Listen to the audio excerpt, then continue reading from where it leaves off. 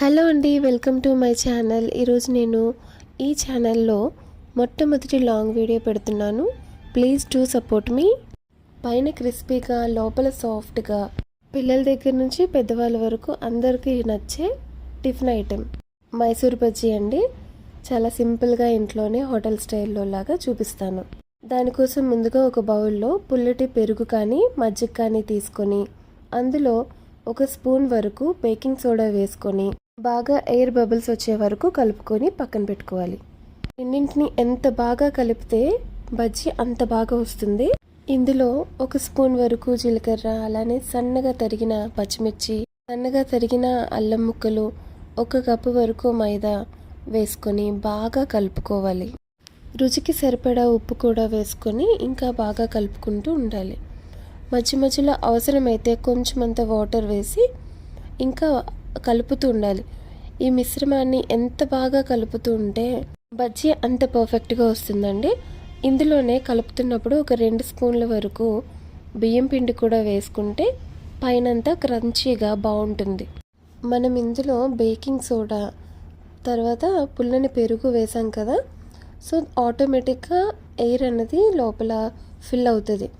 దానికి తోడు ఇలా ఈ వీడియోలో చూపించినట్లుగా బాగా కలుపుకుంటే ఇంకా బాగా బజ్జీ పర్ఫెక్ట్గా వస్తుందన్నమాట.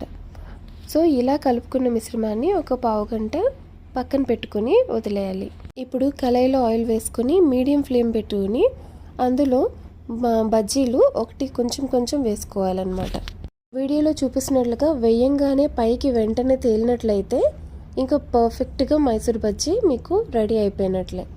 అలా కాకుండా అడుగుకి పడిపోయి ఉన్నట్లయితే కనుక అది కలపడంలో కొంచెం తేడా ఉన్నట్లు, ప్లస్ మనం పెరుగు క్వాంటిటీ, బేకింగ్ సోడా క్వాంటిటీ కూడా కొంచెం మారినట్టు లెక్క అనమాట.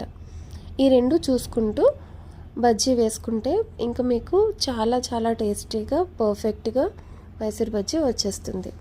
డీప్ ఫ్రై చేసేటప్పుడు ఏ ఐటెం అయినా కూడా అండి మీడియం ఫ్లేమ్లో పెట్టి మనం వేసుకోవాలి.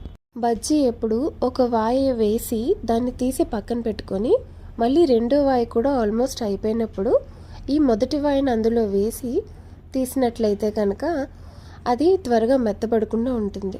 ఇది చాలా చిన్న టిప్ అండి. మీకు నచ్చినట్లయితే ఫాలో తప్పకుండా అవ్వండి. చూసారా, బజ్జీ సూపర్గా రెడీ అయిపోయింది. ఇంత రౌండ్గా, ఇంత బుజ్జు బుజ్జుగా చాలా బాగున్నాయి కదా.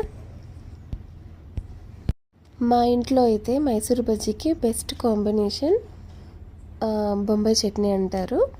మీరేమంటారు? శనగపిండి చట్నీ అంటారా? దాంతో వేడివేడిగా సర్వ్ చేసుకున్నట్లయితే కనుక అదిరిపోతుంది.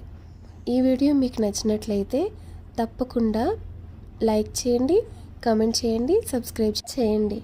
మర్చిపోకుండా నా ఛానల్ మాత్రం ఫాలో అవ్వండి. Thank you.